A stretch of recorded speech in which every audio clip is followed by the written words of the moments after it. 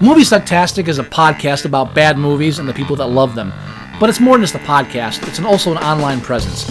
If you want to know more about Moviesucktastic or want to become a part of Moviesucktastic, you can find us on Facebook, you can find us on Twitter at Moviesucktastic, you can find our blog at boothreviews.blogspot.com, or if you want to give your own reviews that we might use on the show, you can go to reviews.moviesucktastic.com and check out our own little lunch.com community for Moviesucktastic. Check us out and become a part of the show, because the only thing more fun than a bad movie is sharing it.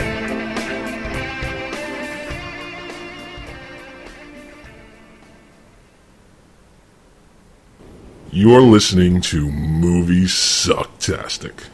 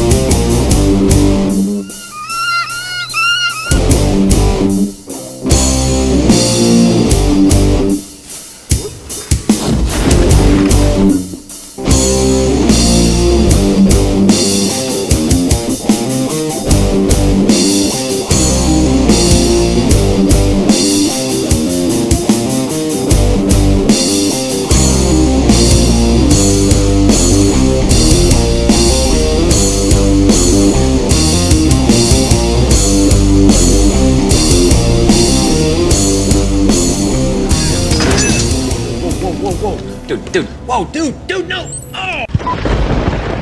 Oh, hello there. Oh, hi, Joy. Oh, hi, Scott. Have you seen the new trailer for The Disaster Artist yet? You know what? I wonder.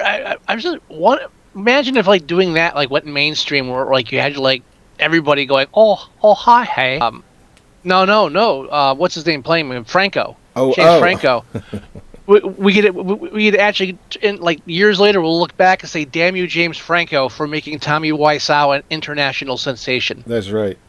Well, it'd be horrible. They're releasing it during Oscar season, so they're thinking something. Oh no, definitely. Oh, and shit, did you? I gotta share this with you, because when I thought of it like a week ago, and I was like, I felt like I just discovered like a new element. It's fucking crazy. Did you name it unobtainium? When they first released the trailers for Disaster Artist, they were hilarious. You know, the comedy ones, right? Oh yeah. What line? Right. But then, like a week or so ago, I caught a new trailer, and this trailer was dead serious. It's showing only dramatic moments. And it was like, you know, you see that one? They mentioned the money. Like, where's the money coming from? Because he spent about $6 million to make the room. It's like a dead serious like art house kind of like drama trailer, right? Talking about him making I'm making this movie for you, and it's there was hardly anything funny in that trailer. You're right. So I'm at work and this movie comes up, and I'm trying to explain to them about the original movie. You know, it hit me like a lightning bolt. Holy fuck! They just did the reverse with The Disaster Artist. Oh, oh God! I think I wanted. Somebody did that on purpose. Right. Somebody said, "Let's do a comedy," and then later, it's too much of a fucking perfect mirror image to not be some like highbrow hidden joke from fucking Seth Rogen and James Franco. I fucking swear. Oh, dude, I don't think it's. Yeah, and was it the serious trailer? It was the serious trailer that mentioned Tennessee Williams. Yeah. The original trailers for the room. In the tradition of Tennessee Williams. And that's even. I'm halfway through the book. I went back to it, and there's a lot in there. Like when they were back when they were when they met as acting students in acting classes. And the one thing that Tommy Wiseau was into was Tennessee Williams plays. Oh God, really? Yeah, so it's almost like it even mentions it there. It's like, yeah, like back then, like he was still, that was the plays he was into in the acting classes. Then later on, it's so him. Wow. It's wacky. It's wacky. I can't wait to see that. I know. That comes out. Does that come out this month or does it come out in December? It comes out soon. I know it's and I know it's before the end of the year. I just don't know when. I mean, lost track I know of all that. Justice League comes out tomorrow. Right, and I'll wait. I want to see it, but well, I have the opportunity to go see a matinee by myself. Oh, you should take it then. I'm off of work for the next 2 weeks, so if it was a weekday matinee situation, yeah, I'd see it. Definitely. That's Tuesday Tuesday around 1:00. Yeah, definitely. And I'm talking about like in a regular working environment on like a weeknight. So, no. And the thing is, next week is Thanksgiving. It's a short week anyway. Do you have to work on Friday? No. Black Friday? No. Yeah. No, I don't work Thursday Friday. Most companies will give you. But I don't get paid either, since I'm still technically a temp. Okay. Because it's all good. It's all good. No, it'll all work out. Because next weekend, Mayor and I have the opportunity to we're babysitter for the kids, and we can go out. Mm-hmm. But the thing is, the time frame is between 2:00 and 5:00. Like that's our babysitting hours. So it's like shit. Do we want to waste 2.5 to 3 hours on a movie? That's like where we're at. Like, because if we go see Justice League, I haven't looked at the runtime yet, but I can guarantee you it's 2.5 hours. And then with trailers, it's a 3-hour movie. I gotta. You just mentioning that and bringing it up and checking. Now, Batman v Superman was 2 hours and 40 minutes or 2 hours and 44 minutes. Insane, yeah. And that was before the extended cut. The extended cut pushed it almost 3 hours. It was like 2 hours and 48 or fear. That was all that was. It was just shit. General Steppenwolf is in the room. I got the runtime. It's only 120 minutes. It's only a 2-hour movie. Only 2 hours. I'm shocked too. I was expecting 215, 220, but maybe they're trying to get. Well, you know why? Okay, I know why. Because there's part 1 and part 2, which I think. Which I think they're just because you could basically bookend it and make it into one film. Right. I think that's what they're going to do when both are done. Yeah. I think with a lot of these superhero films at this point, when you watch one, you assume they're assuming there's a sequel, that this is an ongoing thing. I don't think you have to say like the fact that you don't have to. Oh, there's definitely a Justice League 2. No matter which one they do, they're going to have another one. They're trying to make all these things 10 times if they can. They were going to do that with the Avengers Infinity War. It was going to be a part 1 and part 2, but they scrapped it. Now it's just one movie, which I'm actually surprised that they're doing, because instead of making $1 billion, they could make $2 billion, and we all know in the end that usually is what they want to do. It's what they did with the Hobbit series. It was going to be 2 parts, which is still too many parts, and they made 3 movies. But then it implodes. Maybe they're smart enough to say, hey, you know what? Instead of like doing this 2-part epic bullshit, just do one film, divert our energies into these other franchises, so as some fall out of popularity, we still have 4 things going. Oh, Iron Man starts dropping off. That's great. The Flash is taking off. And it's like I think it's all just like logistics, as far as like almost like gambling at this point. Right. They know they're juggling the 5 different things, and they realize don't put all your eggs in one basket. Right. Worst move. Don't point everything towards the Infinity Gauntlet. Make it a bit smaller. Well, and the thing is too, I'm going to defend Justice League. I'm going to defend Warner Brothers for cutting it into 2 films, because Zack Snyder wanted to do that, and I'm going to defend him. And the reason why I'm going to defend him is because of General Steppenwolf, because he's Darkseid's right-hand man. So right. To give him his own film, I think, is actually a good thing, because if they had Steppenwolf and they had Darkseid in one movie, it would be too much. I think it would just be too much, and it would just be too hard to control. And I don't think they wanted to choose between, okay, are we going to do just Steppenwolf, and are we just going to do Darkseid later? They wanted to keep it in the same, run of films. So I think it's a good idea to do Steppenwolf, who's fucking cool as shit, and then Darkseid next. So I think it's a good idea to have 2 films for those 2 main villains. I was telling you last time in the latest trailer for Justice League, Steppenwolf, you don't get to see him. You just see like a slight profile of him. He grabs a what looks to be a soldier, and he's like, "I have a wife. I have a family." And he just goes, "Why does everyone keep telling me that?" It's just such a great line. Great line. It's like it's almost as good as so I hear you can talk to fish. Yeah, but you know what occurs to me? One thing that DC, which is DC really doesn't have this background, as much of a background as Marvel does as far as building up like a multiverse. Right. So I think the one interesting thing is you look at the movie wise, we're not talking TV shows. Movie wise, the DC films, the one thing that the Marvel films have going for them is they have major villains that thread throughout. They have like big league villains. Look Loki, for example. Right. You know what I mean? Like they have villains that reoccurring villains that are almost main characters, whereas DC, the closest they ever had to that was the Joker, and they, how many times are they going to be able to redo that? Yeah, I mean, Mr. Mixoplick? I mean, come on. I mean, Thanatos. They're setting up Thanatos so far in advance. What are they going to do? Just like spring Darkseid on us? Right. Marvel's got like Marvel's got a 20-year advantage over DC as far when it comes to the whole franchise thing. Yeah, I mean, in DC's defense, they did only jump into this 3 years ago. No, not in their defense, because they ruled the market with Batman for so long, and they did fucking shit with it. True. Marvel gets a toe in with X-Men and Spider-Man. Next thing you know, they built a new fucking empire.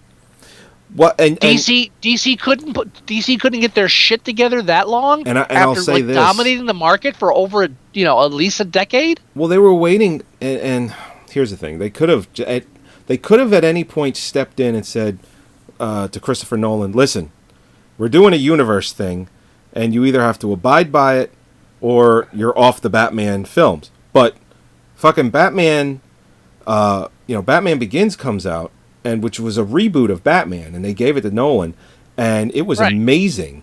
Then, when Marvel starts their universe in 2008 with Iron Man, Warner Brothers, Christopher Nolan brings them The Dark Knight Rises, makes $500 million just in America alone. What's Warner Brothers going to do? They're not going to say, shit, you can't have the third film to finish the trilogy. So they gave it to him. That's 3 years right there, technically, that they wasted for Christopher Nolan to do The Dark Knight Rises to finish that trilogy. Because after 2012, and this is where I defend you, they sat on their hands for 3 more years before they started their own universe. Right. It's like, what are you doing? And give Marvel credit. Like, as soon as they hit, like, a pay dirt, as soon as they got a toehold in the fucking market, because, again, I keep saying, DC ruled the market. Superman, Batman, only 2 superhero franchises in this country for a fucking decade minimum. More than that. Shit, since the fucking... and while those... Superman in the 70s, and then Batman in the late 80s. During that time period, every single Marvel film that they even attempted, fucking... disastrous. The Punisher, Captain America, Daredevil. Daredevil's a bit later, but still. Right. Well, I mean, yeah. And so, but Marvel just like threw all this shit out, and whatever stuck, they doubled down on it. They got the right people, and then DC's just stroking it, thinking, oh, hey, let's just do another. Let's just like bring Superman back. Says you're fucking. They're playing checkers. Marvel's playing 3-dimensional fucking chess. And the thing is, you could say that Bryan Singer started it all with X-Men, where it was a comic book film that actually was made well, and it came out in 2000. I still say Spider-Man. No. Well, I said people can say X-Men, but because that's 20th Century Fox, technically, yeah, it's Marvel, but 20th Century Fox owns X-Men. But Sam Raimi should get all the credit for Spider-Man in 2002. That to kick off this whole Marvel is amazing. Thing. Well, yeah. Sorry. The whole thing with Marvel started with Sam Raimi.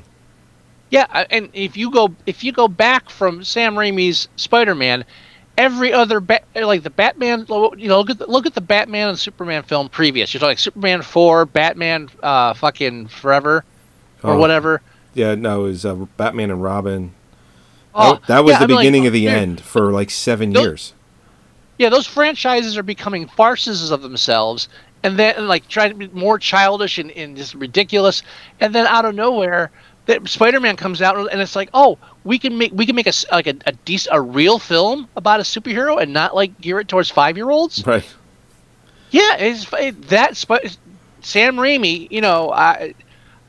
I think he's been waning a lot. I think he started off strong and kind of plateaued. But I tell you, you owe him all of this just because of Absolutely. him. Absolutely. You're right. It was shown that a comic book film could be made well. Right, and taken like a real film. Not an exploitation, not like a directed video, but actually, and then again the caricatures they had in Superman, the last Batman and last Superman of that era, and then you get then like they went back to Marvel's roots too. Said, hey, this is an actual real life person, and we're going to follow their daily struggles, and it's not just like the battle, and they fucking nailed it. They got that whole the reason that Marvel became a major driving force in comic books in that time period is the exact same reason that it worked in the film. Absolutely. And that's why we're here to talk about Jigsaw. That's right. And the second Spider-Man film could be one of the best comic book films ever. Which one? The second Spider-Man film, the one with Doc Ock. Why would you put that over the first? As far as sequels go, one of the best sequels ever. I don't know if I'd put it over well, maybe. I haven't seen the first or the second film in a really long time. But I remembered liking the second one, even though I loved the first film. I remember liking the second one more. I thought the whole Doc Ock storyline was really good. Alfred Molina was really good. I don't know. I want to say I remember liking the second one more. And again, I haven't seen either of the. I've seen the third one like 50 times because my kids want to watch it all the time, and it seems to always be on TV. I'll be honest with you. Like one of the biggest, my favorite scenes in any Spider-Man film ever that always pops up in my head every now and then is the train one where he's doing the cross thing at the end, trying to save the train. Oh yeah. I always thought it was a very powerful action sequence, even though it's followed up by half of New York knows who he is now, but we're not going to say anything. Right. Bullshit. But right before that part, it's a really great action sequence, and I thought I always feel the tension when I watch that scene. It's a good scene. So, I mean, I can't. I see why you're saying you enjoyed part 2 better, and there's a lot of reasons why I agree with you. Yeah, I don't know. I should watch both the first and second film again. I should make my kids watch those. Although, I don't know why we watched the third one. It's as violent as the first two. Mare doesn't seem to have a problem with it. But the first one, I mean, the Green Goblin, there's some kind of scary things going on with that. I don't know. Whoa. I still haven't seen the second Amazing Spider-Man film. Me neither. I was just going to say that. I still haven't could give a shit, and apparently nobody else did either. Yeah, because they killed that. Which is why that's why they swapped them out. So we're going with somebody that's not as angsty. Thank you. Have a nice day. I mean, they could have still went with Andrew Garfield as Spider-Man. He would have been fine. He could have changed his acting style to fit into the Marvel universe, but they wanted to go back to the high school years, so they needed a younger face. Younger kid, so they can do 2 or 3 fucking films before he becomes an adult. Yeah. Yeah, before he starts talking like this. It's amazing. There's so many shows that I watch where, or not, actually, that's not 100% true. There's so many shows that I see where the kid from whatever season before and then this season, and I'm like, shit, is this kid 30 now?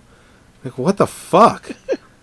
My favorite ever was... as soon as they hit puberty, it gets weird. Home Improvements. Oh, yeah, the kids. Fucking kids on that show, because the one kid, the one that got movies afterwards, he was, he remained like that teen image. The other two actually hit puberty and they fucking exploded. Yeah, that's why the last season of that show, you'd have the special episodes where the still attractive young boyish kid has cancer now, and the other two are out playing fucking football. It's probably the worst. Next time, maybe watching Haley Joel Osment now. That's Yeah. like one of the worst examples. Yeah, well, he just. You know what? Too kids. But you and- know what? Fucking good for him. He didn't have to dedicate his fucking life to that shit just because he had a good role.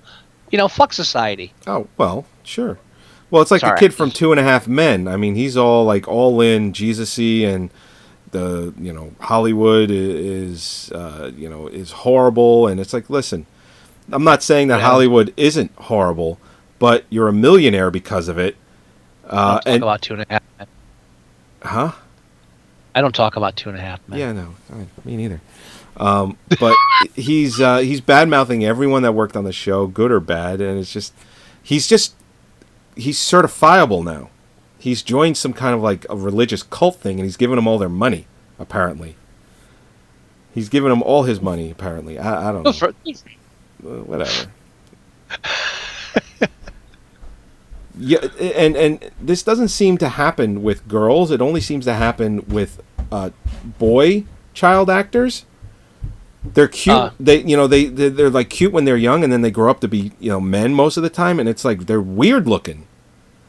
Like these young kids, and it's just like, holy shit, you're weird now. But the girls, Hollywood has like a good track record of picking girls that star in movies, and then when they become adults, and it's just like, holy shit, this girl is like super hot. I'm not a doctor, but I do play one on television. Yeah. And you what dress I like will one, say too. is that I do believe in my medical profession. You missed my joke. My what? I said you dress like one too.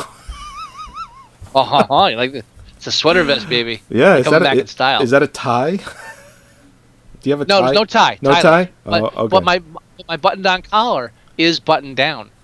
Ah, nice. Because the last thing you want is a sweater vest with a sloppy collar. Yeah, I agree. I mean, I'm just You wearing have I've been in t-shirts and shorts for 2 weeks, and it's been like 40 degrees outside, and I don't care. Dude, I'm more adult today than I've been in the past 30 years with the sweater vest. I'm sorry. That's it. I maxed it. I peaked. I just peaked right now. I saw that picture you posted today, and I was like, oh my. Yeah, right? Who is this strapping young fellow? This is success. That's what this is.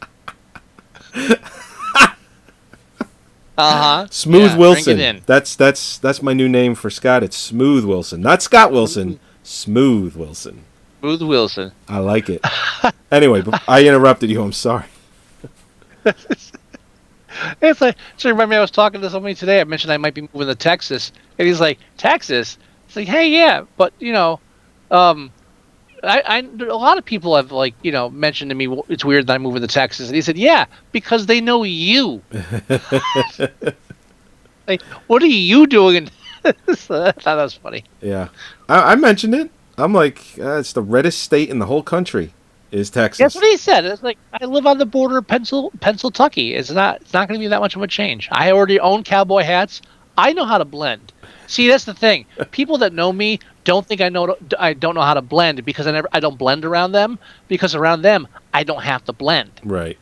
But then when I got in the real world, I actually do know how to blend. That's why I'm working in a corporate environment now. I can blend, motherfucker. There you go. Don't assume I can't blend just because I don't blend around you. And when you go to a Texas Roadhouse in Texas, it won't be weird. See, that'll never happen. It'll be a cliche if you go to a Texas Roadhouse in Texas. If I did go, it would be some weird circumstance for like I'm wearing a tuxedo with like a silver top hat. I bet there aren't any Texas Roadhouses in Texas. I bet there's just Roadhouses.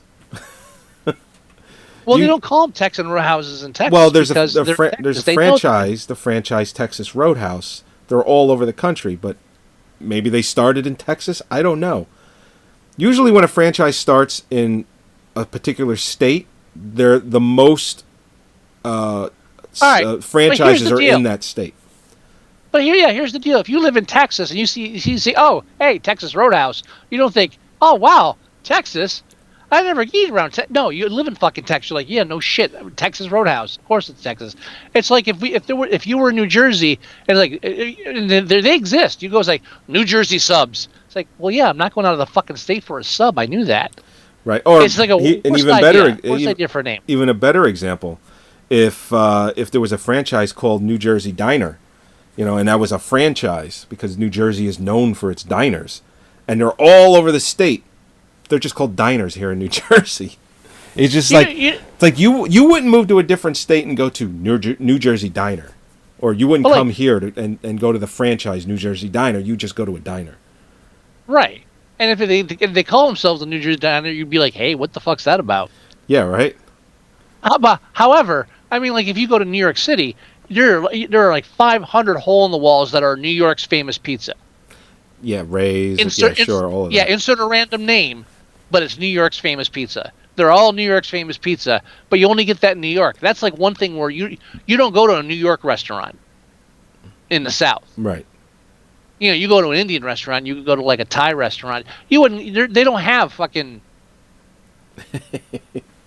that. Yeah, I guess it's a good point. And that's why they say you can't get good pizza out there. So that's a perfect segue for Jigsaw. It's actually not, but we haven't talked about it yet. Wait, what the fuck are you talking about? I blame you.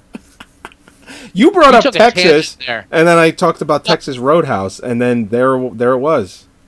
Yeah, so you, instead of steering me back, you went forward with it. You were like, Texas, hey? Speaking of Texas, you ever had their steaks? I've been to his place. You led us right down the wrong path. Yeah, you held my hand. How I like to hold Jigsaw. your hand. Well, hold on. We were talking about child actors, and you were going to say something. No, you trace that, we're going to end up on a whole nother tangent. Let's just go in the Jigsaw. Okay. All right, Jigsaw. So Scott and I... Excuse me. Pardon me. Sorry. Are you okay there? Joey's killing me. You're killing. So Scott and I got to go see opening weekend for Jigsaw. Oh. We got to go see it. Extending a long tradition. That is a tradition. That's over 4, 5, 6, 7. That's over 5 films. How many years? That's over a decade. Well, they came out every year. So we didn't start going until like 4. The first film came out in 2003, and then the last film was in 2007 or 2010. I think we saw 3 together. Didn't we see 3 together too? Yes, you're right. The tradition started with 3. Yeah, 3, 4, 5, 6, 7. Yeah, we saw 5 films. And then 6. They weren't all. 7, then the new one. Yeah, saw 3, 4, 5, 6, and 7. 5 of the movies. Not all of them were midnight showings. I think 3 of them were midnight showings. 3 of them, yeah. Yeah, or 2 or 3. I got a ticket at one of them, a speeding ticket. Yeah, that was when we went to the Washington Theater for that one. Yeah, I got a speeding ticket for doing 55 and a 50. Shut the fuck up. Which is speeding. Fuck you. What a horse shit. Half the night was just that. What a horse shit ticket that was. It's like, oh, it's the end of the month. I get it. It's the end. It's the end of the month. It's fucking quota time. This is the exact same argument we had like 7 years ago when it happened. This is the exact same reaction I had. And you're like, you can't go speeding through my streets, and all. It's like, listen, you don't even live in Washington Township. You live like a half an hour away from that town. Dude, give me a break. You were speeding. You were speeding. I don't speed down that road. I know better. Well, hold on. First of all, I got pulled over for 55 and a 50 in the highway portion. It wasn't even the residential section yet. Oh, and by the way, the residential section still was a 50-mile-an-hour speed limit. We've talked about this. What is this? And you were still speeding then if you were... What a horseshit ticket. I remember going to the court. I love the argument. I love the argument that it wasn't the residential section, even though the residential section had the exact same speed limit. So in either case, I would have been speeding. Well, my argument was, this is a one-laned road and it's 50 miles an hour. How the fuck is it the same speed limit as the highway that had 3 lanes? It doesn't make sense. Either you raise the speed limit on the highway, or you lower the speed limit on the one-lane road. What the fuck? Even with that argument, 50% of the time, you still would have been speeding both times. No, if they rose the speed limit to 60 That's or why I said 55 or that's 60, why- I wouldn't have been speeding. That's why I said 50% of the time. No. Oh, you did say that. Yeah. It doesn't fucking matter. The only reason I got pulled over because it was the end of the month Anyway. and quotas Anyway. needed to be filled. That's just horseshit ticket.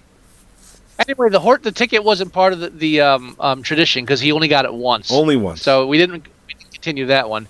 But so it was really great for us to go back, and it's like I feel like an old person now, except our reunion thing is kind of like stupid. Well, But here's the thing. I got some numbers for it.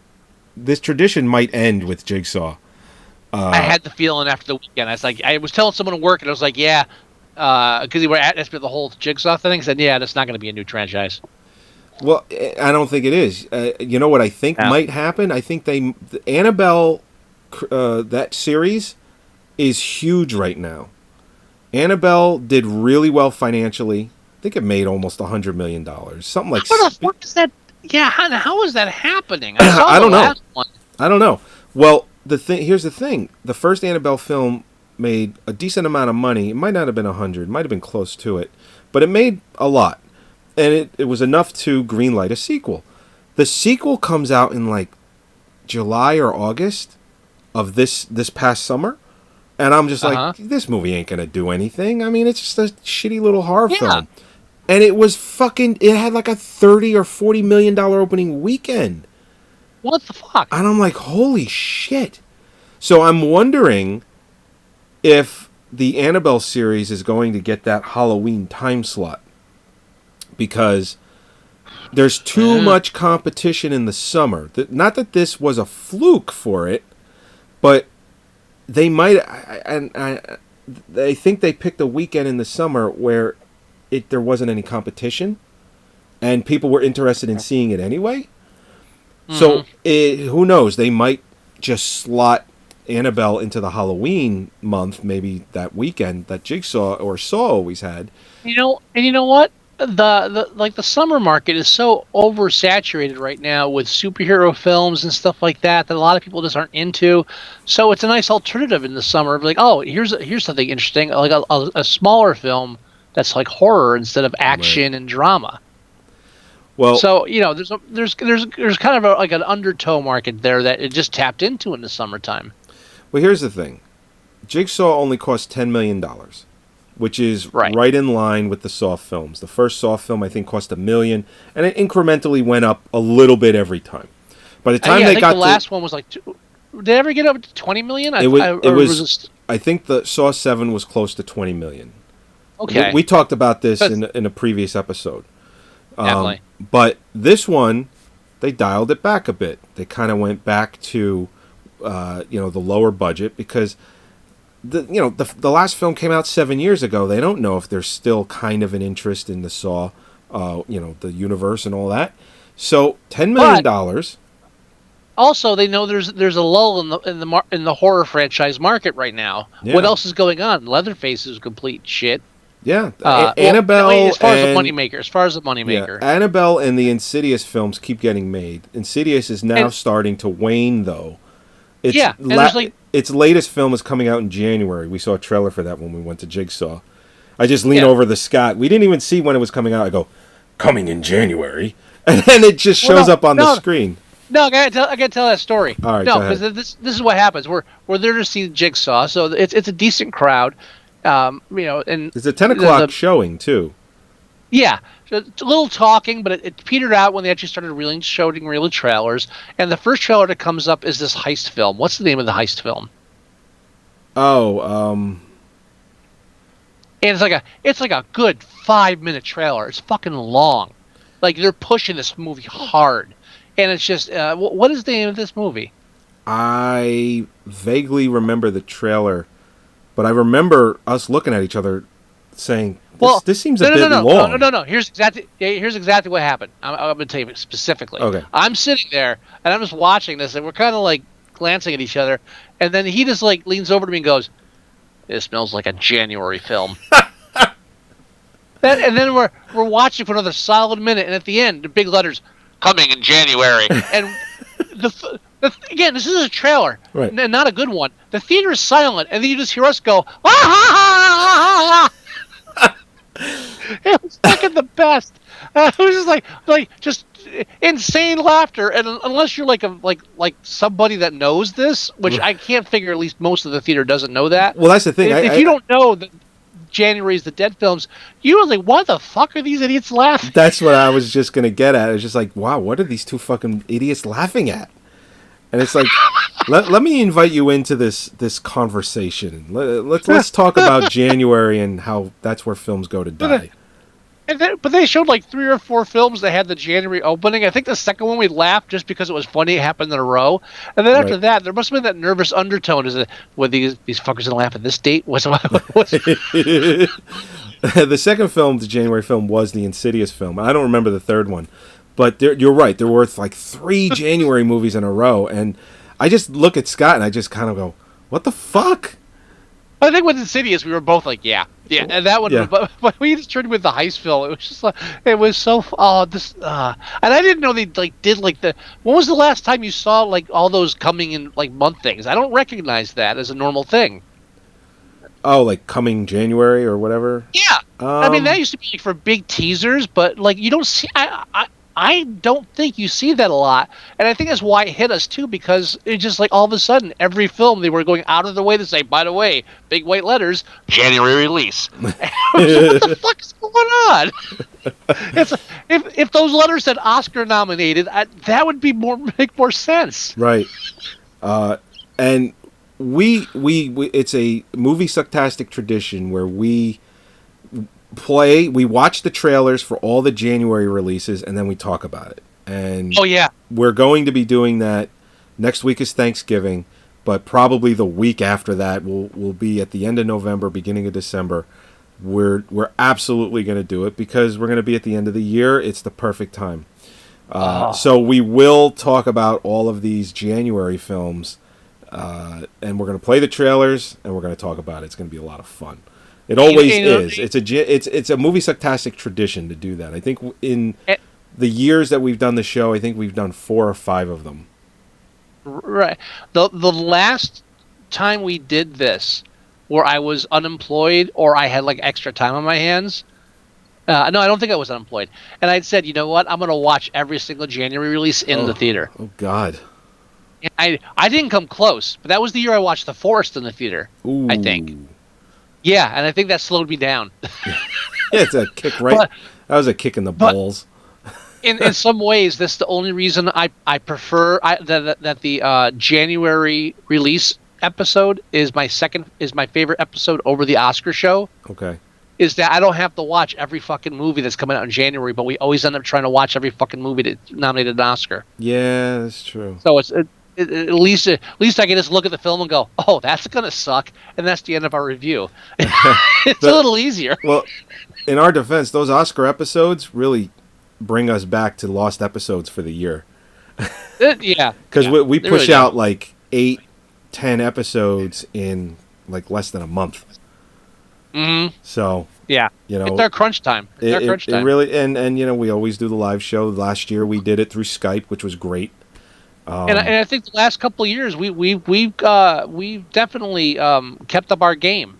We always deliver when it comes to watching all of these goddamn movies and covering all of them. Well, you know what? We watch so many shitty movies that it gives us an excuse to try and watch some good films. And even though we may not like them, some of these like good films, we could at least respect that it's a well-made movie, even though it's not a good movie for us. So, but I still think that maybe the Blind Side year is our worst year for Oscar movies. Yeah. I think that was the year like half of them we were just like, this is just was that the year you got pointless. Drunk? What? Was that the year you got drunk, or was that the year Avatar was nominated? No, on the show that was when the artist won. Oh, that was the year we did the drinking. Yeah. Yeah, that was the drinking. Was the artist. There was show. A low point in many levels as far as films and ourselves. I don't know. I would say it's a high point because never doing that again.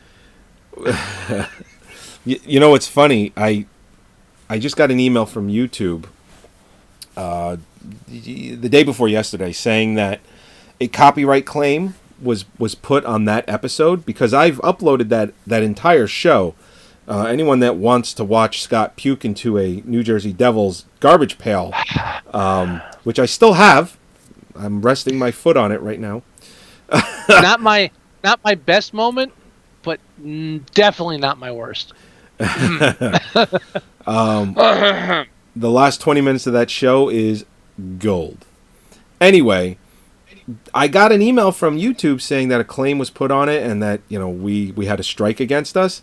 And I was like, I'll just take care of this tomorrow. So I didn't even bother doing anything about it. And I got an email today saying, oh, yeah, never mind. You're fine. Oh, the claim was released. Because you know why? 2 reasons why. 1, I was like, oh, it's just 2 dummies talking about the Oscars. And 2, guaranteed they got to you throwing up and said, we got to keep this. Pass. It's like, yeah, there's no way I'm going to be the guy to take this down. It's not happening.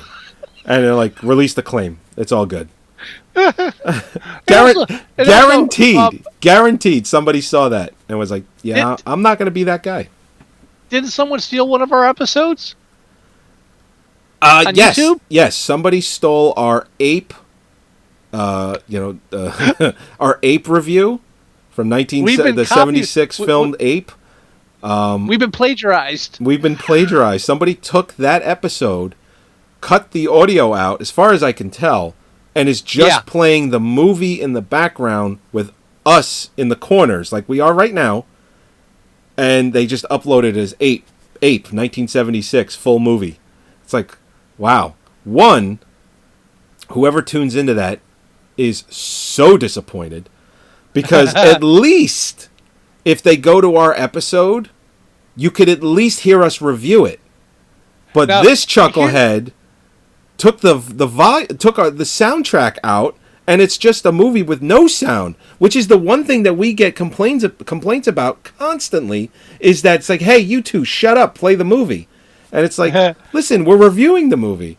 But now this guy, he takes our review and he just puts it up without sound. It's like, I don't even know if I want to associate with the video, let alone possibly just have them take it down. Here's now that question came up. What do we do? And the more I think about it, the more I want to leave it, just so I can occasionally look and find out exactly how many people in the world decided they wanted to watch the movie Ape, but with my mug just like flapping constantly without sound for an hour and a half. If I knew there were like 10 people like that in the world. Well, how many views? Shit. How many views does it have right now? I think last time I looked, it was 10. That's why I keep saying 10. 10? Okay. But I would want to know the demographics or anything. It's like, how many people out there were like, okay, they now know me as that annoying guy in the lower right hand corner while they're trying to watch Ape with no sound. Yeah, it's like it's right Twix and left Twix. that's a weird select fandom. Yes, being famous. Just imagine, like 15 years now, I could be like in an airport, like in like Marrakesh, and somebody goes and say, "Hey, I know you." One of the weirdest things that our show has ever been kind of linked to, is somebody took, and I'm probably going to get this wrong, but years ago we had done a rape episode. Oh yeah. Okay, that's do you remember that episode? But it was done on Valentine's Day. I guess we were just trying to be funny. You know what? This is the wrong year to mention a rape episode. Yeah. But here's the thing. We talked about it, and we talked about films that did it, and we didn't talk in a bad way. We just reviewed films that had that, and right. Somebody took that feed, wrote a real article about it, and tagged us in it for some reason, and didn't shit on us for the episode. It just said, like awareness and all that. And it's like, look, this is rape in film, and these guys are reviewing movies that have that. And I was just like, it's one of the weirdest things that I've ever seen this show linked to. Oh, shit. Are you telling me down the line somebody's like, hey, are you the rape guy? What? We only did one episode. What are you talking about? Well, you did it for Valentine's Day. Yeah, that was probably a mistake. You know what? Picking Here I am watching the Valentine's Day to news, do a rape like episode. all these. Here I am watching the news. All these random people suddenly be accused of like 30 years ago, inappropriately touching somebody, and I'm like, no, I don't have anything like that back then. No, I don't. I have nothing linking to anything like that at all. There's nothing in my background. Not because celebrities are stalking or anything, but it just makes you think. Do I have something weird like that in my past? I'm like, no, I don't. I And actually I thought do. the same thing today. It's like, Yeah. and guess what? We do the fucking rape episode. I don't remember what episode it is, but it's very early in this show. It's like in February because it was our Valentine's Day episode because we're fucking assholes. We had done well. Here's the thing: we were trying to keep in that tradition of the very first Valentine's Day episode was full male frontal nudity in film. That's right. Okay, That's right. So it was like, listen, we didn't just jump right out in the first Valentine's Day episode we ever did was like women or even men being raped on film.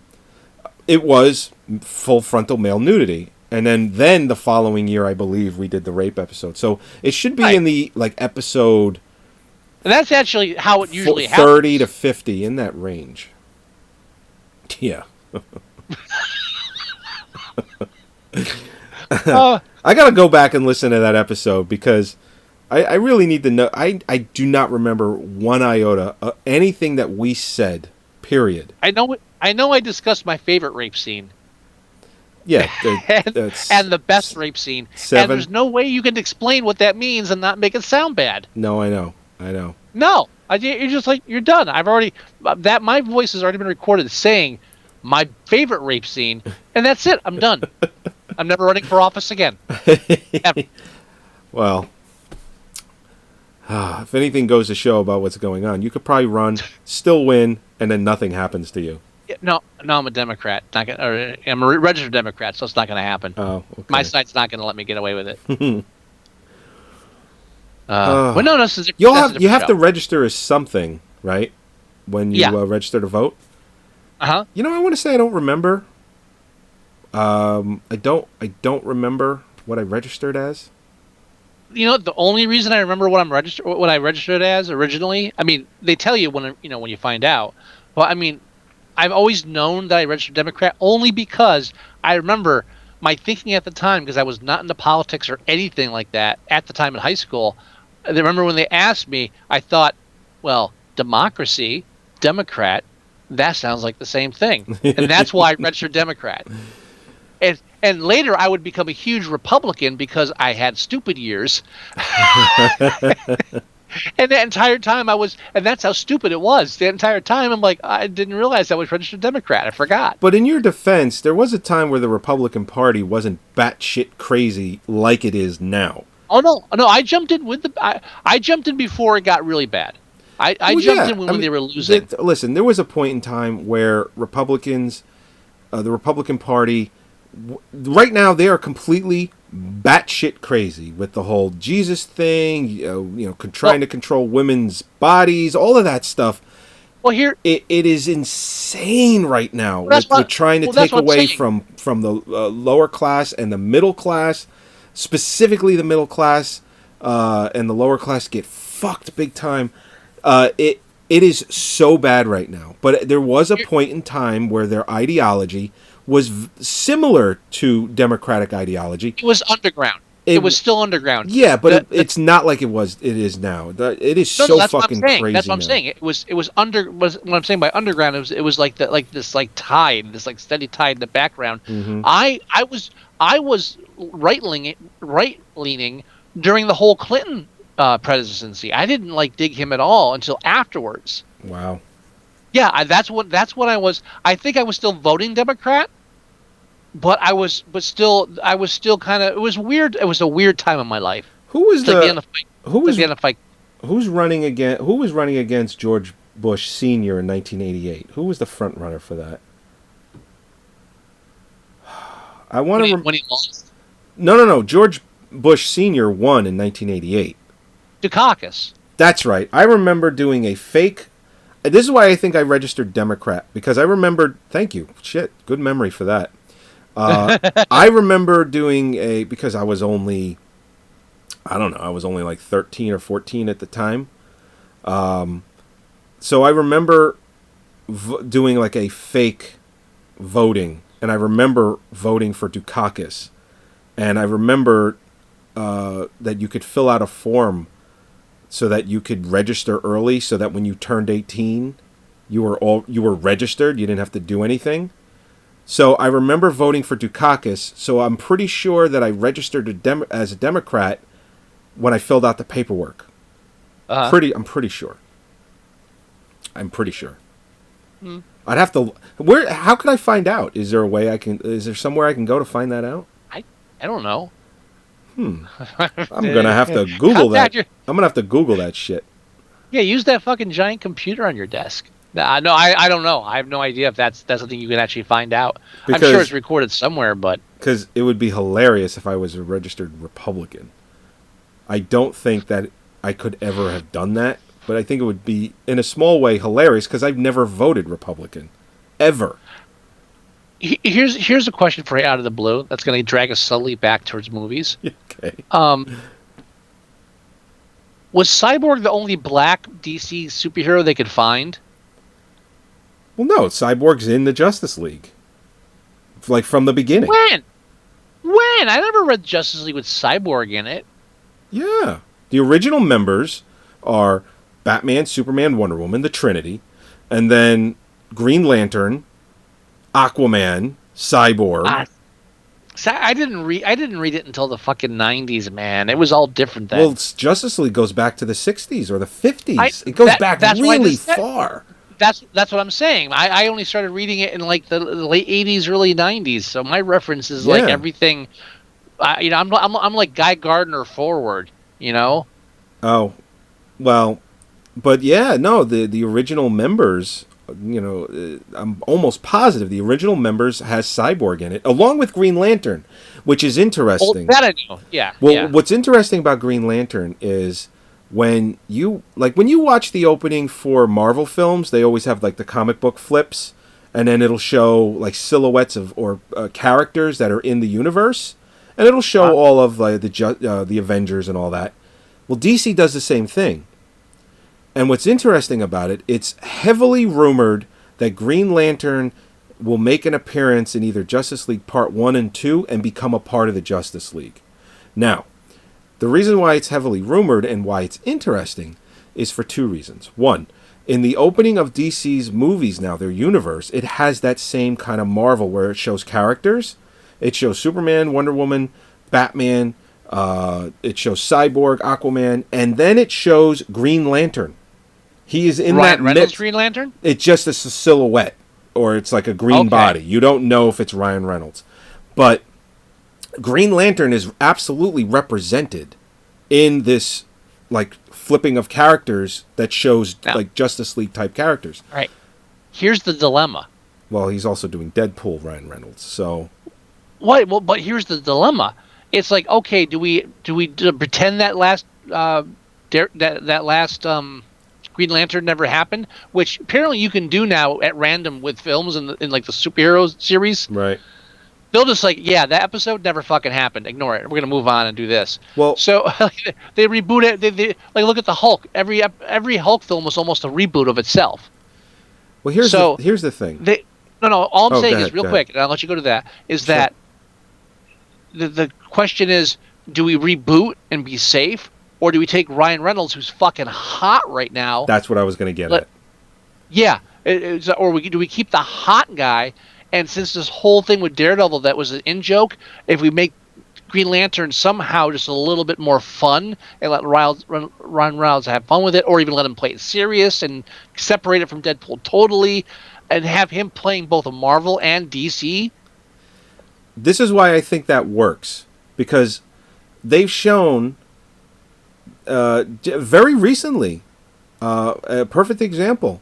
What's his face? The guy that plays Thanos. What the hell? I can't remember his name for whatever fucking reason. Josh Brolin. Josh Brolin. He's playing Cable in the Deadpool sequel, and he's playing Thanos in the Avengers Infinity War movie.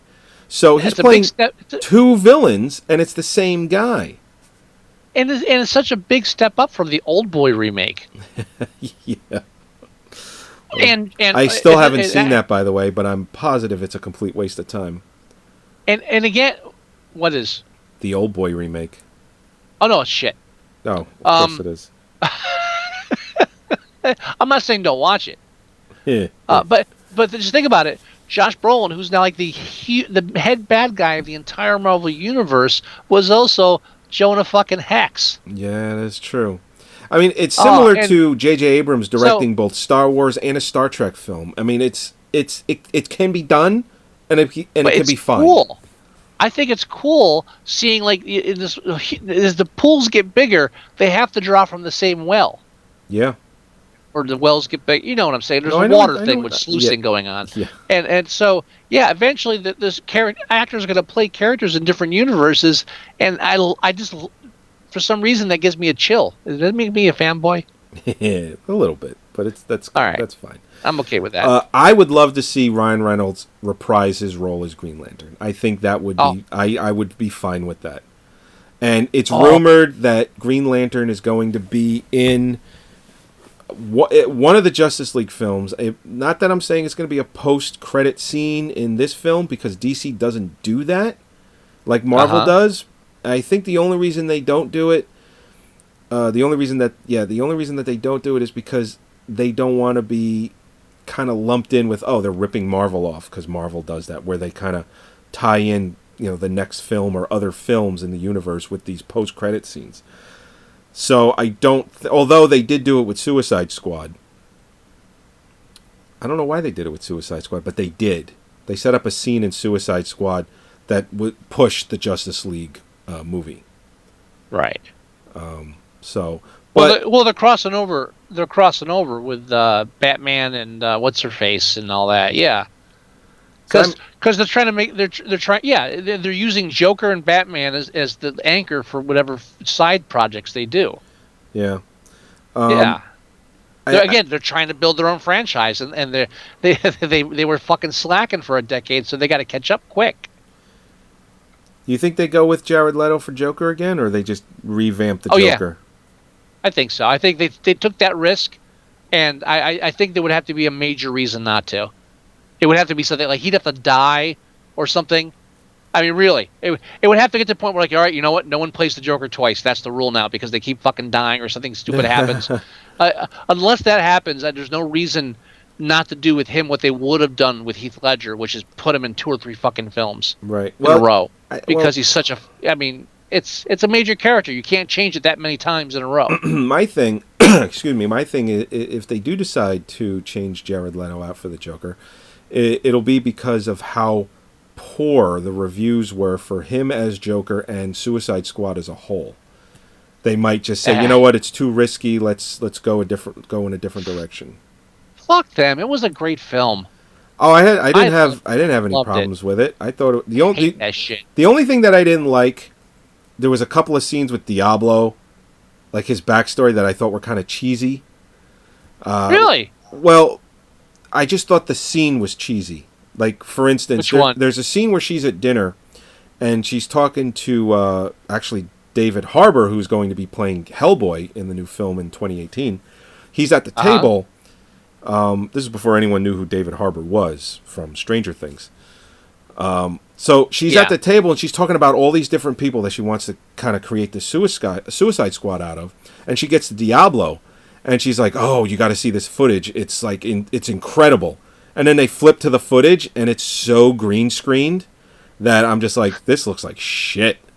It's just him in the middle of like a green screened room, and then people coming at him, and then he lights them all on fire, and it's just like, that looked awful.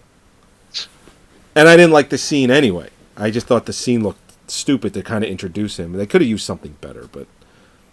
I mean, that's a little nitpicky thing. I mean... It seems like a very weird nitpicky thing. I just thought that it's just like she's hyping up this scene. Oh, it's incredible. I watch it. What was the other scene you didn't like? You said there were a couple. There was a scene where he's like kind of meditating, where the one guard goes over to him. It's either the guard or her or someone trying to get him to come out and like be a part of the Suicide Squad, and he just kind of does this thing with his hands where he spells the words "buy" and "fire," and I'm like, that looks kind of dumb.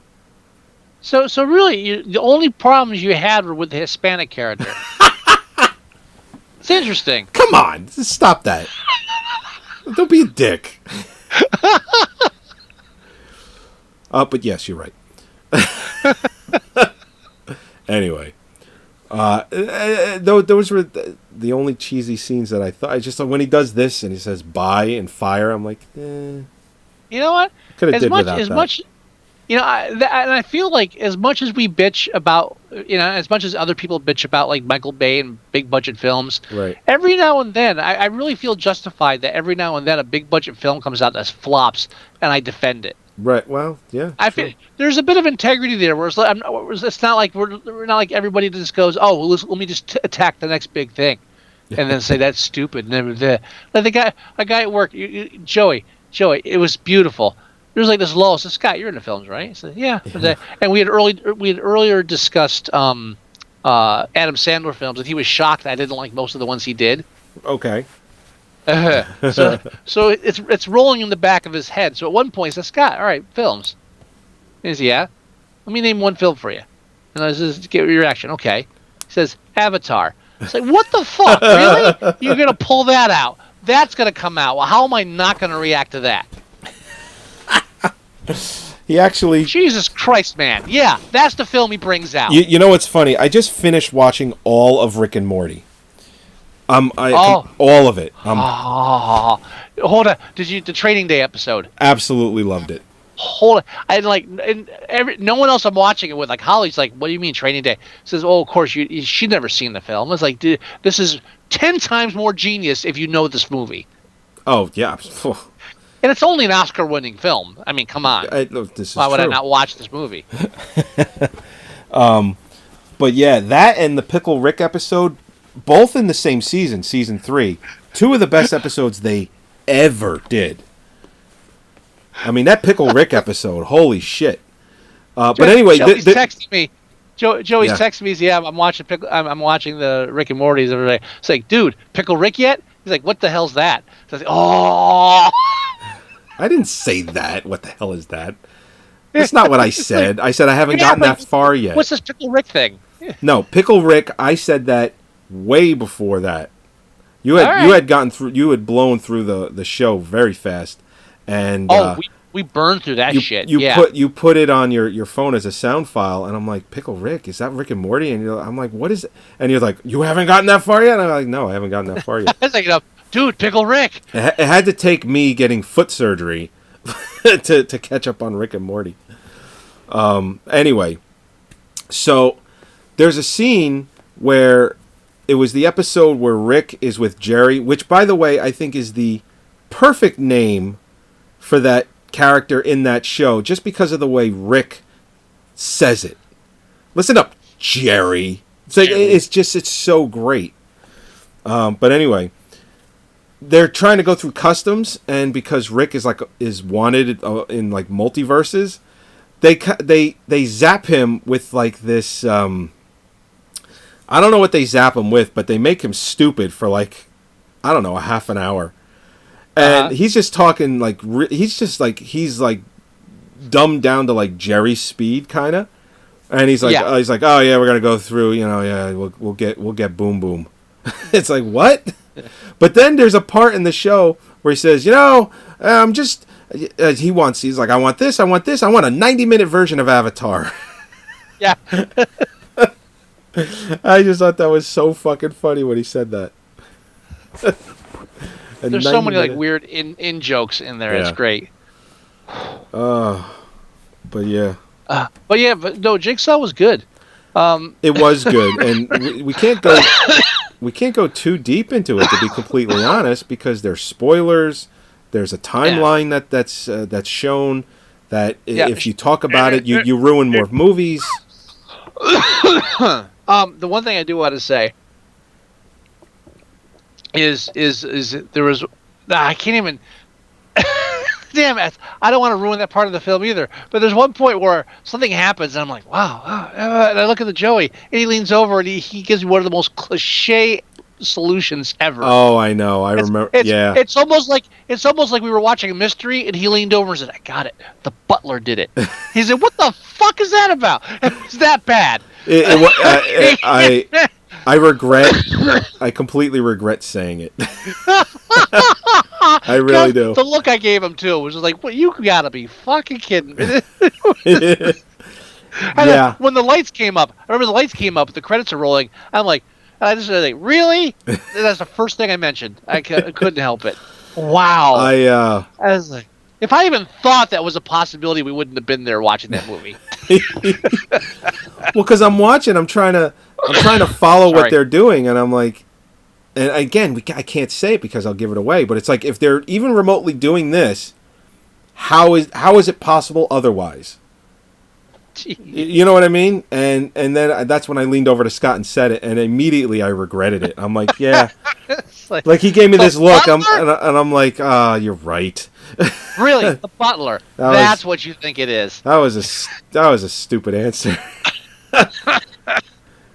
I love that. It's like, oh God, it's like, are you kidding? I mean, it was everything that I had hoped it would be. Jigsaw. The film Jigsaw was everything that I had hoped that it'd be. In as much where, like I remember Holly was asking me, he's like, "Yeah, who do you think's gonna be in it from the past? What do you think?" It's like, I don't think. I'm not trying to think. I don't want to think anything. I just want to experience the fucking film. Stop putting ideas in my head. That's right. But I mean, what I had hoped for was something along the same lines where there was a decent amount of gore. Yep. And there was that the entire trap thing or whatever it is with a game. It follows the same kind of moralistic lines they were kind of setting up with the last couple, where they really got into it. Right. Having this twisting, turning, double, where half the storyline is just, which I thought Saw had narrowed down, honed down to a nice artwork, where half the film is the whole Jigsaw thing, and half the film is everything else going behind the scenes. And it did all that perfectly. I thought the film performed at every level I expect from a Saw film. Yeah, no, I completely agree. Oh, we haven't had video playing in the background for a while. We've been on such a tangent talking about many, many other things. That's okay. There's YouTube things where there's just audio to begin with. They can just listen to the show. I just re-queued the videos. So, but there were a couple scenes. You remember there were like one or two scenes where I was like edging in my seat, where I was cringing. I mean, there was some good stuff. It was shot well. Good stuff. So to go back where we actually started with bringing up why there might be not another movie. Oh yeah. The budget was $10 million. It made back its budget in its first weekend. It made $16 million. Even with print and advertising, I'm sure it's in the green. It's still not what they were hoping. They were hoping for like a $30 million opening. I don't think that they were, because the last Saw film didn't garner anything like that. I think it was in the $15-16 million range as well. What I think they were hoping for was to make back their budget, but hopefully that it had legs, that it would continue to make money throughout November. And did it make less than the last Saw film? Well, I could look it up real quick, but here's the thing. It so far it's made $80 million. That's it's worldwide and domestic total. It's made $35 million here domestically, and it's made $44 million foreign. It's made $79.9 million. So it's made $80 million, which, I mean, it's made $70 million. It's made a lot of money.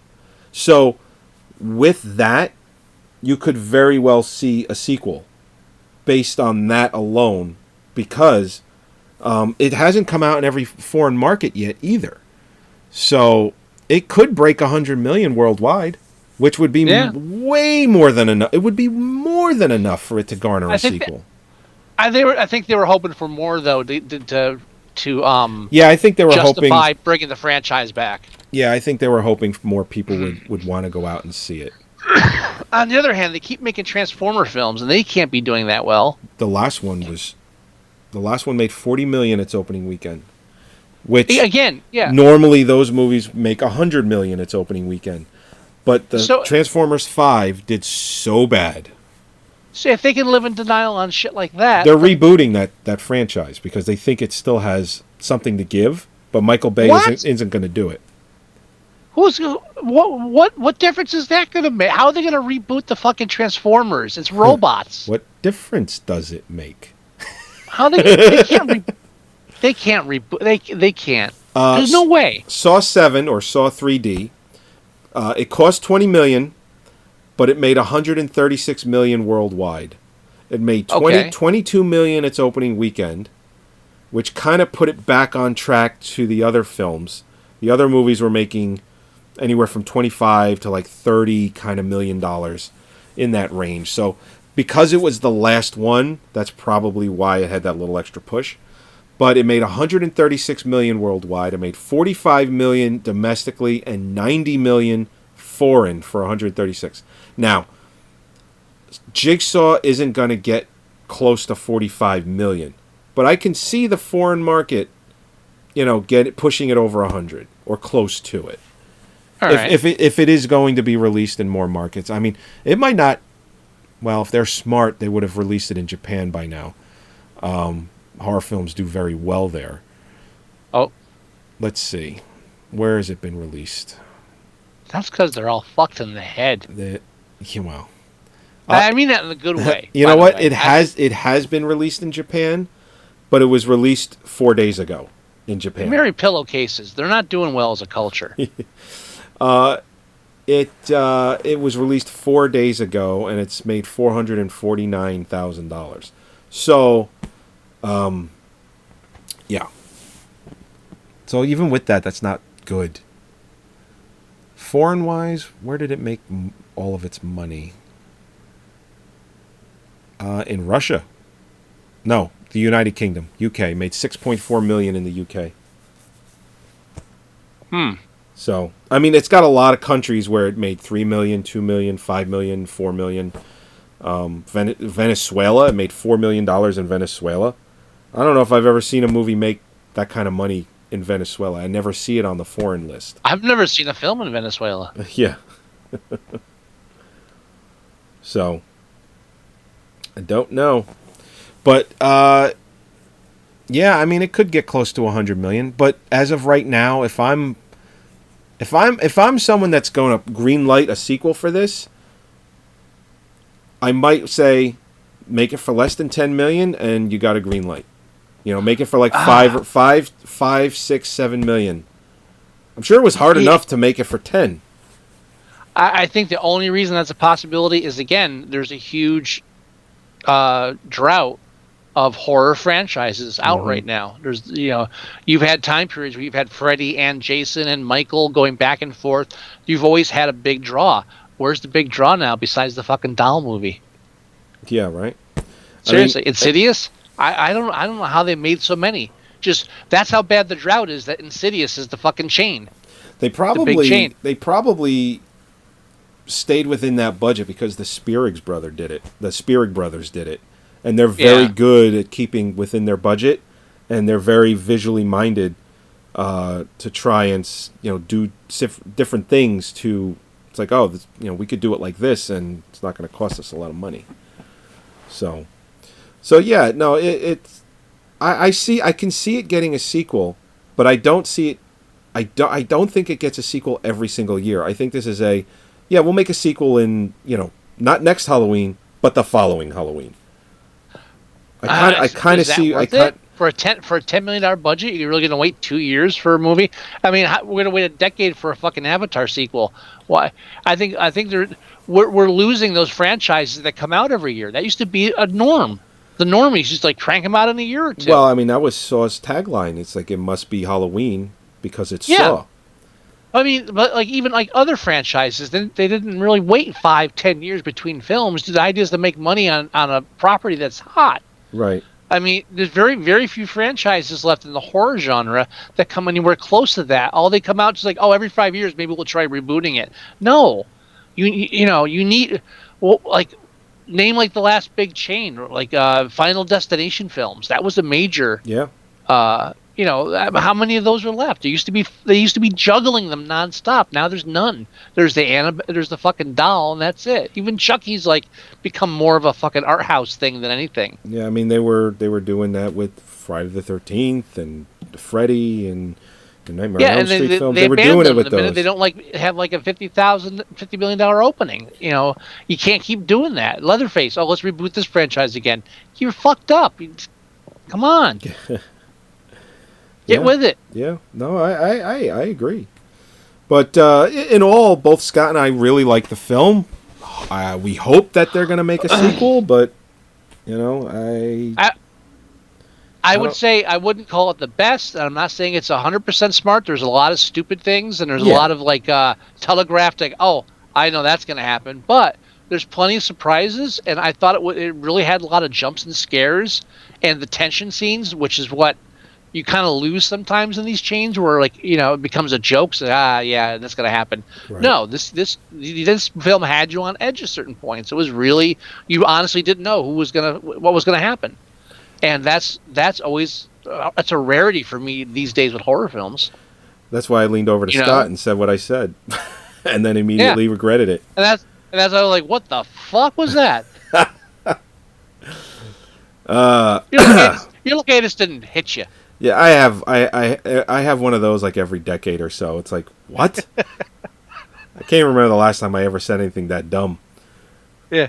No, I do it regularly, but it was just odd coming from you. I was like, "What the fuck was that?" If it had been like somebody else, I just would have been like, "Yeah, no." But you, I was like, No, I know, but believe me, it was like I got a look from my father. It was that really, bad. the butler did it. Really? Yeah, no, but I regretted it immediately. As soon as I saw Scott's face, I'm like, I got okay, never mind. It's like I wish I'd never said that. Because you're right, I don't ever really say anything like that. If I have any kind of reservations for something like that, I'll stew on it a bit. I won't just go, the butler did it. I won't ever do that. I mean, there are times where I figured it out, very quickly. Like when we did Goodnight Mommy. It's like, yeah, I knew where that was going about a half an hour, 45 minutes in. Mm-hmm. And it was just like, there's something going on right here. And there was a couple of things, we talked about it when we reviewed it, there was a couple of things where it's like, yeah. And then when it was revealed, I'm like, yeah, I saw that. I still enjoyed the film, but I'm like, I saw that a long time ago. So, but anyway. But yeah, we liked it. We hope to keep our tradition going. But would not be surprised in the least if we don't see another sequel. I hope so, because Yep. I'm not disappointed yet. Yep. No, it just... I defend Saw all the time. People, they kind of lump it in with the, Nightmare on Elm Streets and the Friday the 13th. And I had somebody arguing me, oh, it's just about like torture, watch people die. It's like, really? Do you like Saving Private Ryan? Says, yeah. Says, shut the fuck up then. Now, the dialogue went a lot more civil than that, but that was Right. that was my summation of the whole discussion. yeah, it's the anthology. No, not the anthology. The continuation of the story. The book ending, however you want to call it, just one film tying right into the next. Or it's like you can make all 7 films one long movie. Yeah. Well, I mean, you could also, what would be really interesting is and I was thinking about this, cutting all of them apart and putting them all together chronologically. Oh, that would be interesting. Because there's so many flashbacks and there's so many films overlap time-wise that you could actually cut them up and just like watch one real-time, this is how this whole Saw thing unfolded in one go. Yeah, they had a very specific plan making these Saw films, and they stuck to it through all 7 movies. And did the same. They even did it with Jigsaw. I still argue they didn't have a plan until they made Saw 3. But because no, I can see that. They didn't foresee 5 films down the road when they made 1. When they made 2, they were like, "Oh shit, we're making a sequel. This is insane." They did 3. They realized they had a franchise. And they started planning 3 or 4 films ahead. That's my argument. I don't disagree with that. No, that sounds very plausible. Very, very plausible. So, But yeah, you're right though. I mean, there's a constant storyline. There's like there's a whole philosophy thing going on. The film keeps you engaged, even in its lower moments where you know exactly what's going to happen. right. It still keeps you engaged. Absolutely. Yeah. Have we said our piece? Speaking of films out of order and stuff, have you watched Jeepers Creepers 3 yet? Not yet. Okay, I did. I'm not going to review it, but the one question you had asked me, because I had no idea about anything about the film, you had said, "Well, if this is a sequel, they're ruining that whole 23. They're ignoring the second film because he has it pinned to a shed somewhere." Right, and at the end of that film is the guy that captures him is an old man now. Neill. It wasn't Sam Neill. Was it Sam Neill? It was not Sam Neill. Sure, I swear it was Sam Neill. I will bet my house that it's not Okay, Sam Neill. I'll take your word for it. For me, it just feels like Sam Neill. No, it isn't Sam Neill. I don't remember the actor's name, but it absolutely is not Sam Neill. Well, anyway, he's an older man during that scene, and he's just waiting for the creeper. It's 23 years. He's like a fucking locust. Right. So you showed concern that they were going to ignore that end part of that. Yeah. And I will tell you right now, Jeepers Creepers 3 is technically Jeepers Creepers 1.5. Fuck. Okay. It actually takes place. Now, here's the thing, and I'm not. Takes place between the first and the second film. It takes place between the first and the second film. It takes place immediately after the first film. Because it's the same night. Oh, get out of here. No, it's a direct. It's a continuation of part 1. Fuck. Okay. Yeah. Yeah. They never advertised it like that, which was why. Shit. It's kind of a spoiler. Yeah. Thanks. It's in the first 10 minutes of the film. Shut the fuck up. Okay. Yeah. The whole thing happens that night after what's his name's taken away. Justin Long's character. Okay. Justin Long, right? So it's like Evil Dead 1 and 2. It's one then the other exactly after. Okay. And also 3 happens sooner than you think now. Oh, really? Okay. Well, it all links together. They link all 3 films together in this middle one. Now, I'm not reviewing it, so I'm not saying if that's good or bad, but that's how it plays out. Okay. All right. That's all. But yeah, and maybe we'll talk about Jeepers Creepers 3 next episode or something. You know what? I'll make sure to watch it so we can. Yeah. And I'll make sure to watch Tusk because I was supposed to watch that and I didn't because I'm weak. I'm weak. You're weak. You're a weak man. I've been slacking. All right, so let's go ahead and end the show. Yeah, we ran a bit long. Make sure your foot's okay. Yeah, I gotta go put some ice on it. So anyway, all right, everyone. Thank you for joining us. This is episode 258 of Which we talked about Jigsaw. Which we talked about Jigsaw. Yes, as much as we can without ruining it for you, which is the main objective. Yeah, it's really good. Yeah, go to our website at Moviesucktastic.com. Download the show there, listen to the show there. Tune in every Thursday at 8 o'clock and hang out with us while we review a movie, or more than one sometimes. You can go to iTunes. You can download the show or listen to it there as well. And while you're there, leave us a review. We always appreciate that. You can leave us voicemail at 908-514-4470. If you want to email us, the address is themovieguys@Moviesucktastic.com. If you want to go to our Facebook page, it's facebook.com/Moviesucktastic. Everything from when we go live to trailers to just about anything movie related gets posted there. And you can go to our Tumblr page at Moviesucktastic.tumblr.com. And and download the free app for your Android device. It is it is 100% free. Everything I just mentioned is in there, and it's right at your fingertips. You can hook up your phone or whatever device right into your car and listen to us in your car. It's fantastic, and again, 100% free.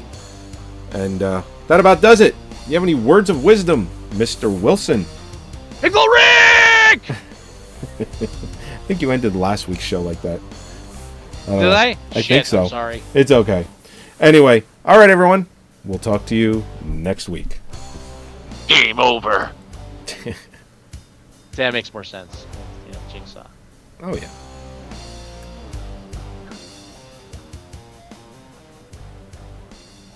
Dude.